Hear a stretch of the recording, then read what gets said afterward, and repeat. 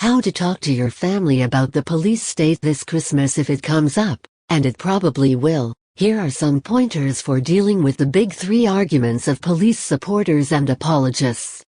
Christmas is a time for families, feasts, gifts and drawn-out arguments about politics and religion with people who you love. If it has come up often in the news the past year, it will probably come up at family Christmas get-togethers, for better or worse. And so this year it is entirely likely that the subject of policing in America will be one of those topics. Try to remain calm, listen attentively and then respond with irrefutable arguments. Below are some things your family are likely to say and believe about police, followed by facts and ideas to inform your responses to them. Police put their lives on the line to protect us. There are 17 other jobs more dangerous than policing, and a majority of deaths by law enforcement officers are vehicular accidents, not getting killed by bad guys. When you factor for getting killed criminally by an assailant, only about 5-6 per 100,000 of America's 800,000 law enforcement officers with powers of arrest experience a fatality on the job.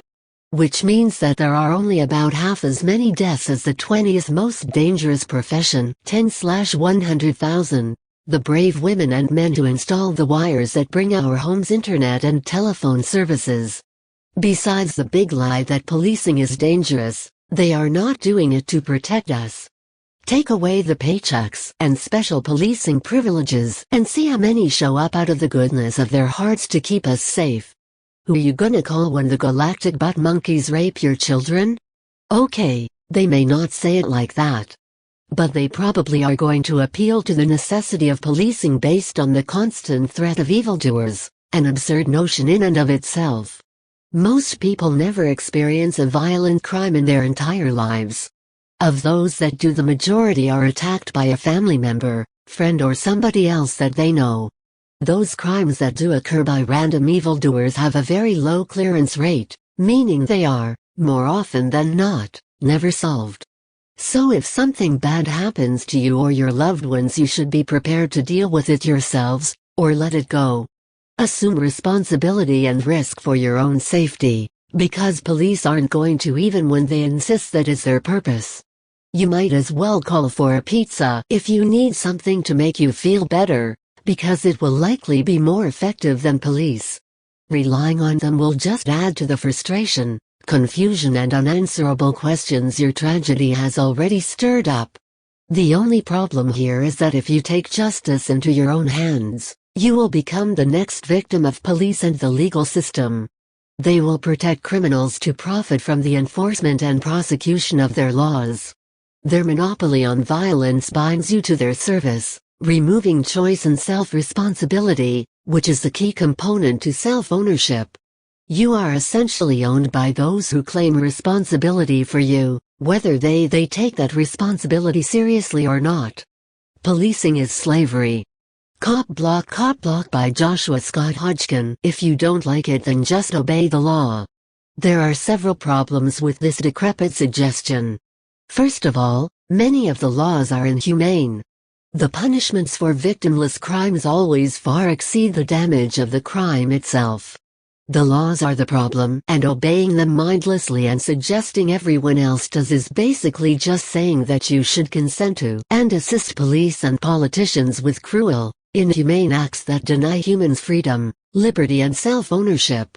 You should not, and by appealing to your loved ones' values you should be able to make them see why they should not either. Besides that, the average person breaks about 3 laws a day. We are all potential criminals, and police will use these laws against anybody when it suits them, regardless of how much you support the police. They aren't a rock band. They don't have to please their fans to succeed because we have no choice in policing services. Unlike almost every other kind of service, we do not get to choose the laws and enforcement agencies or methods.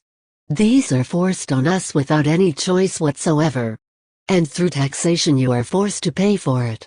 If you don't pay, the government will send a court summons. If you ignore that, they will send police to kidnap you and lock you up while they figure out how they are going to force you how to pay for a service you never asked for.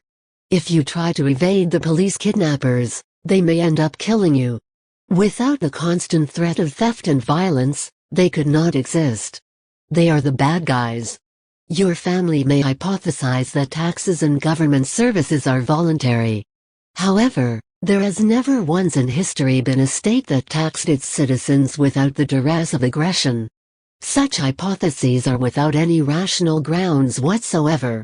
And for the religious people in your family, remind them that they are celebrating the birth of Jesus Christ, a man that spoke out against the authority of the state and its enforcers and was then killed by them. Jesus was killed by cops. Merry Christmas.